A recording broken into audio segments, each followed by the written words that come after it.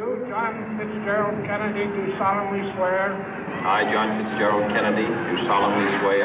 That you will faithfully execute the office of President of the United States. That I will faithfully execute the office of President of the United States. And will, to the best of your ability.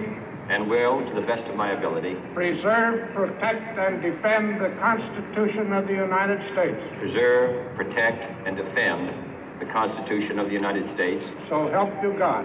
So help me God.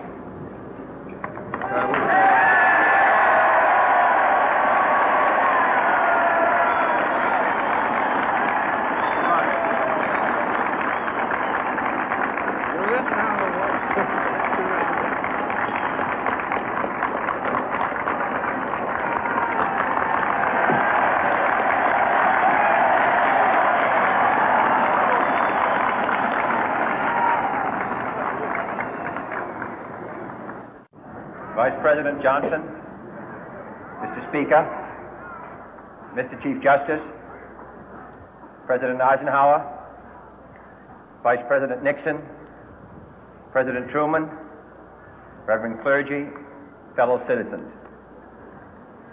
We observe today not a victory of party, but a celebration of freedom, symbolizing an end as well as a beginning, signifying renewal as well as change.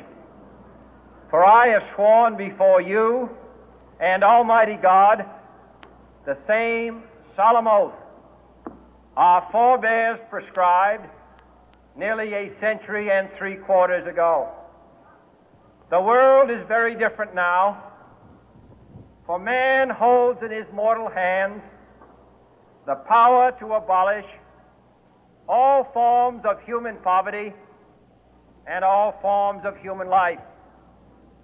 And yet the same revolutionary beliefs for which our forebears fought are still at issue around the globe. The belief that the rights of man come not from the generosity of the state, but from the hand of God.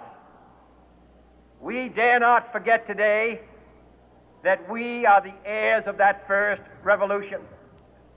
Let the word go forth from this time and place to friend and foe alike that the torch has been passed to a new generation of Americans born in this century, tempered by war, disciplined by a hard and bitter peace, proud of our ancient heritage, and unwilling to witness or permit the slow undoing of those human rights to which this nation has always been committed and to which we are committed today at home and around the world.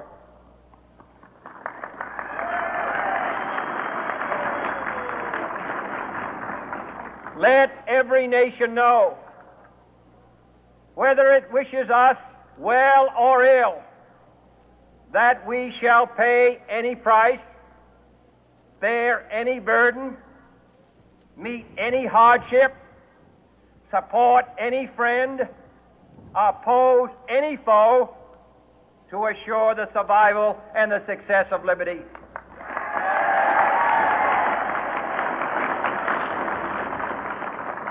This much we pledge and more.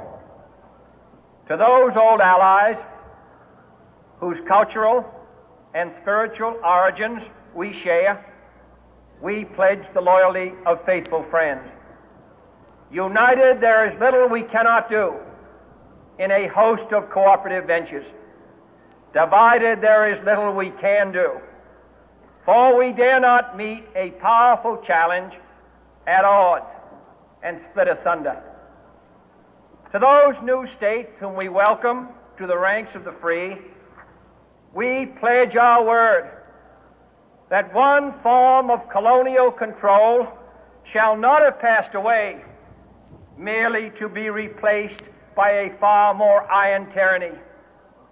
We shall not always expect to find them supporting our view, but we shall always hope to find them strongly supporting their own freedom, and to remember that in the past, those who foolishly sought power by riding the back of the tiger ended up inside.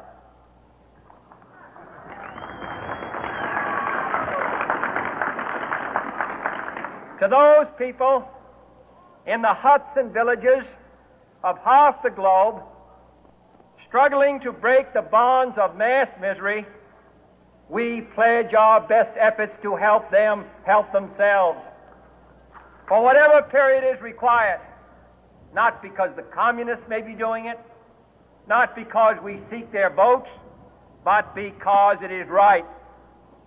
If a free society cannot help the many who are poor, it cannot save the few who are rich.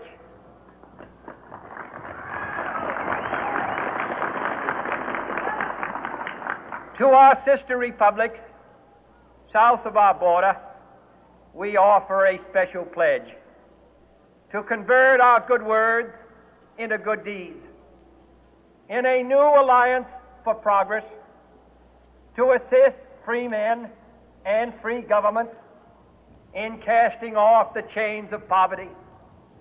But this peaceful revolution of hope cannot become the prey of hostile powers. Let all our neighbors know that we shall join with them to oppose aggression or subversion anywhere in the Americas. And let every other power know that this hemisphere intends to remain the master of its own house.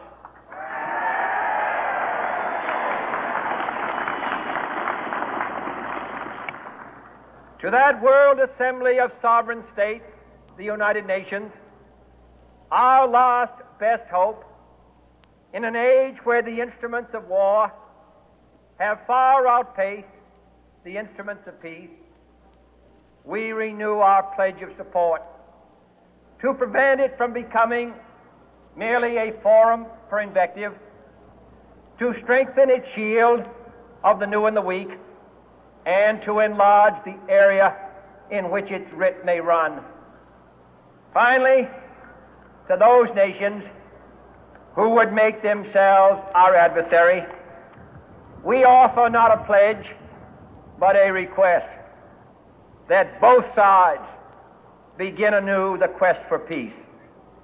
Before the dark powers of destruction, unleashed by science, engulf all humanity in planned or accidental self-destruction, we dare not tempt them with weakness, for only when our arms are sufficient beyond doubt can we be certain beyond doubt that they will never be employed.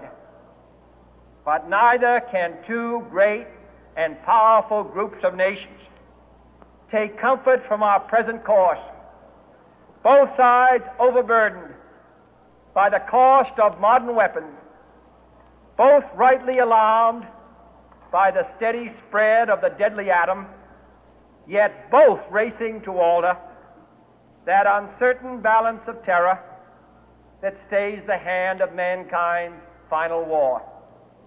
So let us begin anew, remembering on both sides that civility is not a sign of weakness, and sincerity is always subject to proof.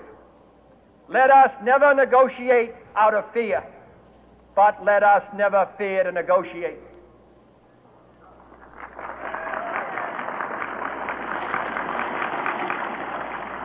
Let both sides explore what problems unite us, instead of belaboring those problems which divide us. Let both sides, for the first time, formulate serious and precise proposals for the inspection and control of arms, and bring the absolute power to destroy other nations under the absolute control of all nations.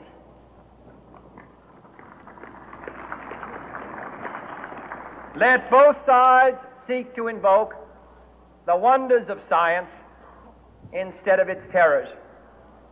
Together, let us explore the stars, conquer the deserts, eradicate disease, tap the ocean depth, and encourage the arts and commerce.